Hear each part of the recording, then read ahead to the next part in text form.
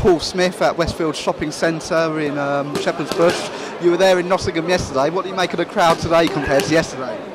It's a little bit quieter, a little bit less people, but it was always going to be the case in here. This is a huge shopping centre, this one, and it's not a bank holiday Monday and everything else, and there's different fights here today. But it's good for the fans. It's good for people walking around, having a shop, having a nose, stopping and looking around, seeing what's going on, and it's good for the crazy boxing fanatics who turn up no matter where they are, because they're getting so close to seeing some of the favourite fighters training.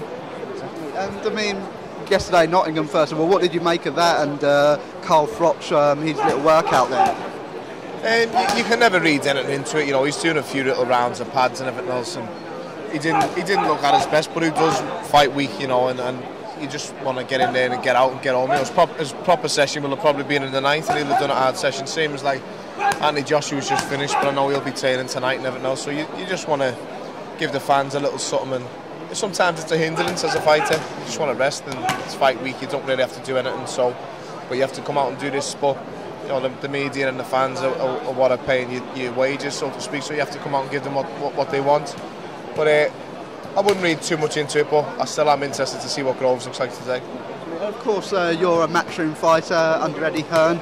I mean, I'm guessing Eddie had a lot of people wanting to be on this show. Were you one of them that was pleading to be on this Wembley card? I wasn't, to be honest with you. It didn't cross my mind. If the only reason I'd have been on this is if I didn't have, if it was going to be for the title and everything else. And it didn't really interest me. I'd love to box at Wembley, don't get me wrong, and I'd love to box on a show of this magnitude, but I've got my own plan, and I'm looking forward to my next fight being hopefully for a world title against Arthur Abraham. I'm just waiting for that to be finalised, and that'll be autumn time, so I've got a lot of training to do in the meantime.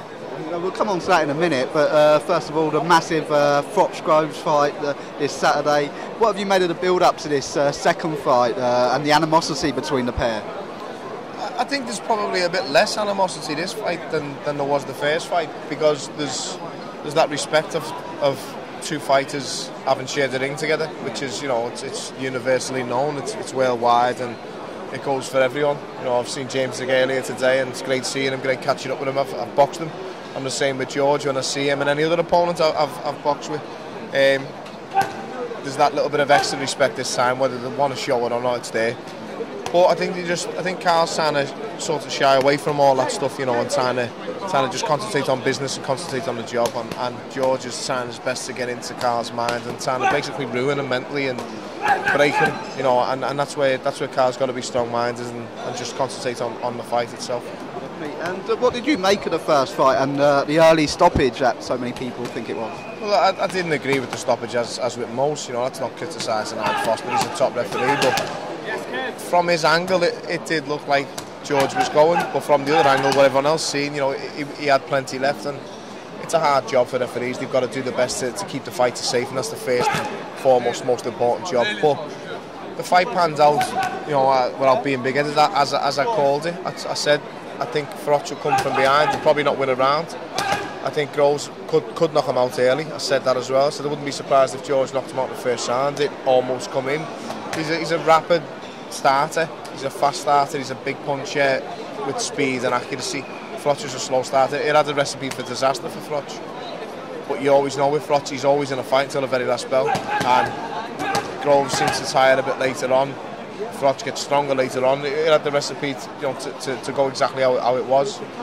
This fight, I can see it all being done and dusted within 4 or 5 rounds. I can see the pair of them meeting head on centre of the ring and just going for it, because I think George may think he'll need to put it on him early to get him out of there, and Carl wants George to stand and fight with him because he's got a chance, because if he doesn't, if George boxes him, I think Carl's going to struggle for a good 5 or 6 rounds, 7 rounds again. And you mentioned this could be done early. Which way do you see it going?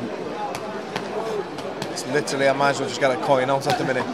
That's me, for my opinion. I can sit and argue a case for both fighters all day, and I've said time and again, I've never been scared to voice my opinion and nail my colours to the mast, but I am changing day by day. The more I see, the more I'm edging with one fighter, the more I'm edging with the other, and that's how close this fight is. There's what, 500 people, 400 people here. If you go and ask every single one of them, none of them will tell you anything stupid. No opinion will be no chance. It's not, everyone's got a chance with their opinion, because it's that close a fight. They're both well evenly matched fighters.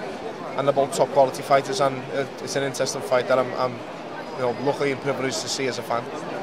And you mentioned you're looking to have that world title fight with Arthur Abraham later this year, and the Sauerland brothers will be in town because they're now looking after George Groves.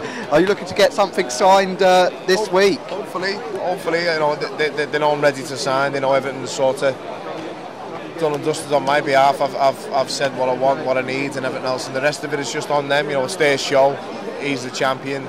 It's in their country, in their hometown, and everything else, and they're the boss, and it's up to them to get everything done and announce it, and it's their job to do that, and it's their it's not my place to do it, it's theirs. They're the boss. So, but I'm ready, willing and able. I'd travel anywhere. I'm looking forward to it. I'd like to get it all done and dusted this week, but I think I can forgive Eddie and forgive Sauerland now being in charge of George for not doing it this week, because they got a little bit of other business on their hands. So as long as it gets done and dusted, I'll be happy. Oh, that's great. Thank you so much. No problem. Thank you.